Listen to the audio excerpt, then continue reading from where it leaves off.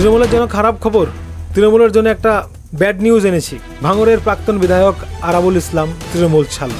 মুখে তিনি জানিয়ে দিলেন যে তিনি তৃণমূলটা ছেড়ে দিচ্ছে। 5 বার কেস খেয়েছেন, 3 বার বহিষ্কৃত হয়েছেন, তৃণমূল তার কদর দিচ্ছে না, তৃণমূলে তিনি সম্মান পাচ্ছেন না, তাই তিনি দলটা ছাড়লেন। তৃণমূল কংগ্রেস ভাঙড়ে আইএসএফকে দমাতে শওকত মোল্লাকে এগিয়ে দিয়েছে, আরাবুল ইসলামকে আড়াল করে রেখেছে, এই অভিযোগ আরাবুল ইসলামের। তো আরাবুল ইসলাম এখন তৃণমূলটা ছেড়ে আইএসএফে যাবে, মানে নওশাদ সিদ্দিকীর দলে যাবে। এর ফলে ভাঙড়ে কিন্তু নওশাদ সিদ্দিকীর হাত শক্ত হয়ে যাবে। তৃণমূল যেটা ভাবছে যে নওশাদ সিদ্দিকীকে দমাবে, কিন্তু এই আরাবুল ইসলাম নওশাদ সিদ্দিকীর দলে যাওয়াতে তৃণমূলের হাল খুবই খারাপ হবে।